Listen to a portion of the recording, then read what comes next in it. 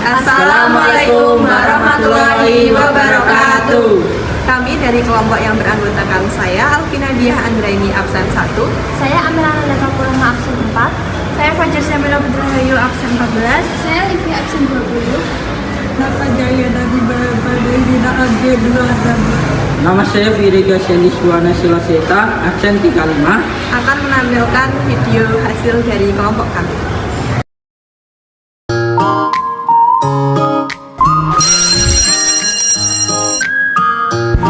Pada hari ini kita ditugaskan untuk mempelajari bab tentang perang dingin. Perang dingin itu perang saat musim dingin kah?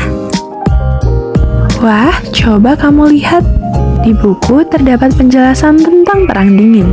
Jika dirasa kurang, kamu bisa mencarinya di internet. Perang dingin adalah istilah yang disematkan pada era saat terjadi perebutan kekuasaan dan pengaruh antara blok barat yang dipimpin Amerika dengan blok timur yang dipimpin Uni Soviet pasca Perang Dunia II.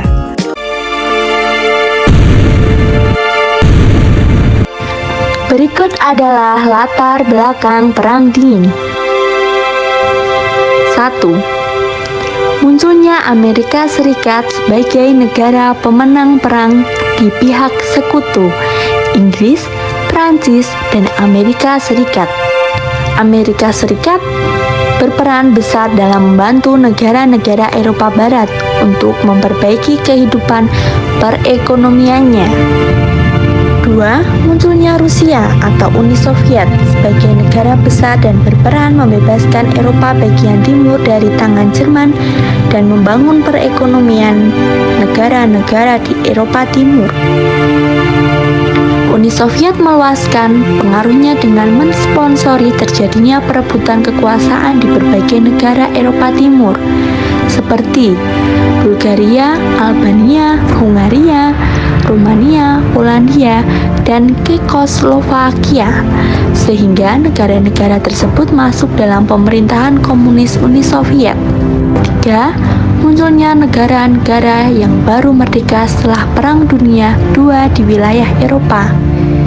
Dampaknya, muncul dua kelompok negara di dunia, yaitu negara-negara maju dengan negara-negara berkembang yang memberikan pengaruh bagi perkembangan politik dan ekonomi dunia. Faktor-faktor utama penyebab Perang Dingin. 1. Penyebaran ideologi. Amerika Serikat dan Uni Soviet sebagai pemenang Perang Dunia II memiliki paham atau ideologi yang berbeda.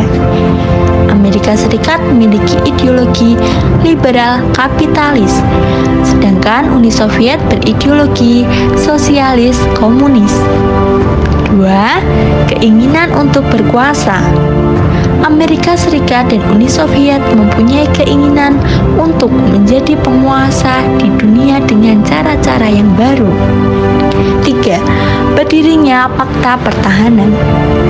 Guna mengatasi berbagai perbedaan yang ada dan kepentingan untuk dapat berkuasa, negara-negara Eropa Barat dan Amerika Serikat mendirikan Pakta Pertahanan yang dikenal dengan nama NATO atau Organisasi Pertahanan Atlantik Utara. Sementara, untuk mengimbangi kekuatan NATO pada tahun 1955, Uni Soviet mendirikan Pakta Pertahanan, yaitu Pakta Warsawa. Anggota Pakta Warsawa yaitu Uni Soviet, Albania, Bulgaria, Cekoslovakia, Jerman Timur, Hungaria, Polandia, dan Rumania. Berdirinya kedua pakta tersebut menyebabkan muncul rasa saling curiga, ketidakpercayaan, dan kesalahan pemahaman antara kedua blok, baik blok barat maupun blok timur. Amerika dituduh menjalankan politik imperialis untuk memengaruhi dunia, sementara Uni Soviet dianggap melakukan perluasan hegemoni atas negara-negara demokrasi melalui ideologi komunisme. Kronologi terjadinya Perang Dingin. 1. Terbentuknya Blok Timur. Terbentuknya Blok Timur atau tirai besi bermula sejak awal Perang Dunia II. Uni Soviet saat itu mencaplok beberapa negara Eropa Timur seperti Polandia Timur, Latvia, Estonia, Lituania, Finlandia, Rumania Timur. Kemudian ditambah beberapa negara satelit seperti Republik Rakyat Polandia, Jerman Timur, Republik Rakyat Romania, Republik Sosialis Cekoslowakia, Republik Rakyat Albania, Republik Rakyat Hungaria, dan Republik Rakyat Bulgaria. 2. Permulaan Perang Dingin tahun 1947 sampai 1953. Tahap ini terjadi setelah doktrin Truman di tahun 1947 dilanjutkan dengan Perang Korea di tahun 1953. Perang Dingin menimbulkan debat di seluruh dunia dengan waktu yang berbeda-beda. Bernard Baruch, seorang penasihat Presiden Amerika dari masa Presiden Woodrow Wilson sampai Presiden Harry C. Truman, sekaligus kapitalis multimilioner, melontarkan istilah Perang Dingin pertama kali. Yang ketiga, awal terbentuknya NATO dan Radio Free Europe. North Atlantic Treaty Organization (NATO) didirikan di bulan April 1949 dengan menandatangani Fakta Pertahanan Atlantik Utara. NATO didirikan dalam rangka melindungi Eropa secara militer dan politis dari ancaman agresi Uni Soviet bersama dengan negara komunis yang termasuk di dalam Fakta Warsawa. Di bulan Agustus, Uni Soviet meledakkan bom atom pertamanya di Semipalatinsk, RSS Kazakhstan. Uni Soviet juga menolak untuk ikut ke dalam upaya membangun kembali Jerman yang ditetapkan oleh sekutu pada tahun 1949. Prancis, Amerika Serikat, dan Britania kemudian membentuk Jerman Barat di 3 wilayah pendudukannya di April 1949. Merespon hal tersebut, Uni Soviet kemudian mendirikan Republik Demokratik Jerman di wilayah Jerman Timur yang menjadi zona pendudukannya. Media massa yang ada di blok timur, seperti media televisi, radio, dikendalikan oleh negara untuk melakukan propaganda serangan terhadap sistem kapitalisme. Sebaliknya, Amerika membentuk Radio Free Europe dan memperluas siaran ke Eropa Timur untuk memberitahukan kekacauan akibat sistem komunisme di blok timur. 4. Akhir Perang Dingin. Berakhirnya Perang Dingin ditandai dengan keruntuhan Uni Soviet pada 26 Desember 1991. Runtuhnya Uni Soviet ini menandai akhir Perang Dingin secara resmi di dunia sehingga menyisakan Amerika Serikat sebagai satu-satunya negara adidaya global hingga hari ini. Dampak Perang Dingin terhadap politik dan ekonomi global.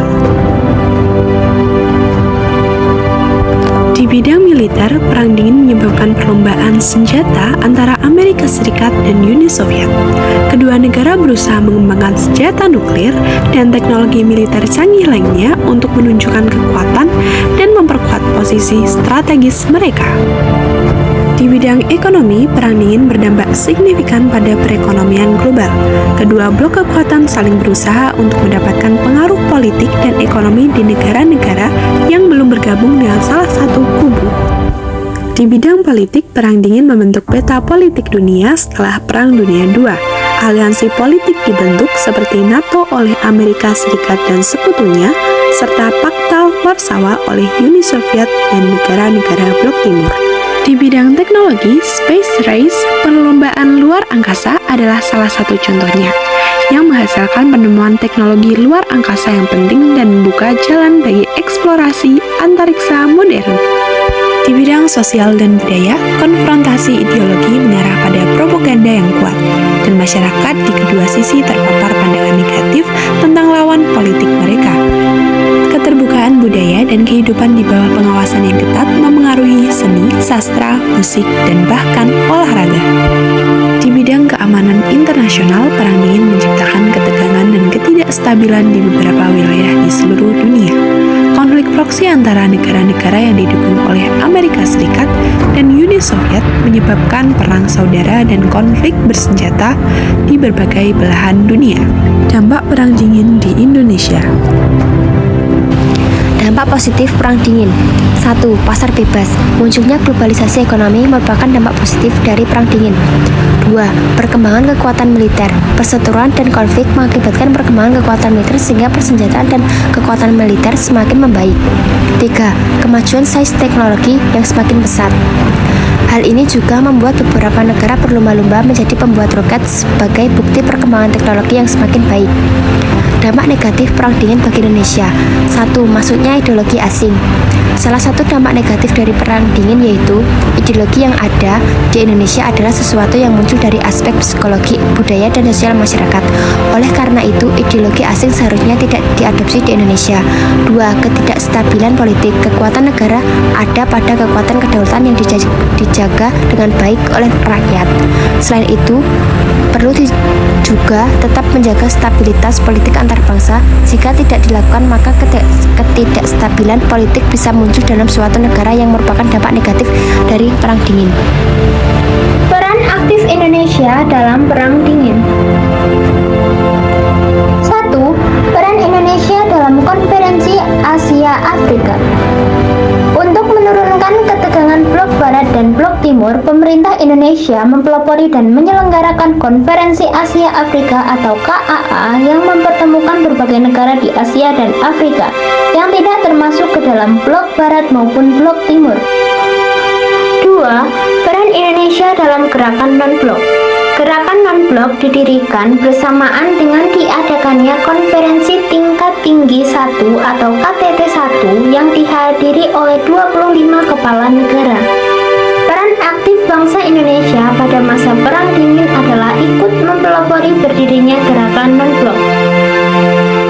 Berdirinya gerakan non-blok antara lain dilatar belakangi oleh kecemasan negara berkembang dan negara baru merdeka akan ketegangan yang muncul akibat dua blok, yakni Blok Barat asuhan Amerika Serikat dan Blok Timur yang dipimpin oleh Uni Soviet.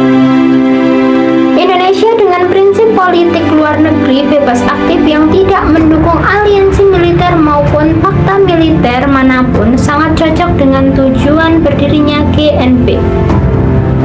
3. Pengiriman kontingen Garuda. Pengiriman kontingen Garuda dalam misi perdamaian PBB menjadi salah satu peran aktif bangsa Indonesia pada masa Perang Dingin.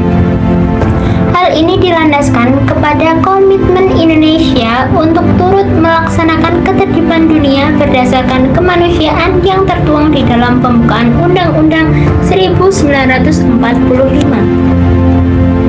Pengiriman kontingen Garuda sesuai dengan misi penjagaan perdamaian dunia di bawah Perserikatan Bangsa-Bangsa atau PBB. PBB memiliki Peacekeeping Operation atau UNPO atau dikenal sebagai Misi Pemeliharaan Perdamaian atau MPP. 4. Mendirikan ASEAN. Peran aktif bangsa Indonesia pada masa Perang Dingin berikutnya adalah pembentukan organisasi ASEAN dalam rangka menciptakan kawasan Asia Tenggara yang aman, damai, dan stabil. Pendirian ASEAN ini melihat kondisi geopolitik yang terancam akibat adanya perebutan pengaruh ideologi negara adik kuasa. Pembentukan ASEAN ini selaras dengan prinsip politik luar negeri Indonesia yang bebas aktif. Indonesia berprinsip tidak memihak blok apapun namun tetap turut aktif dalam memelihara perdamaian dunia.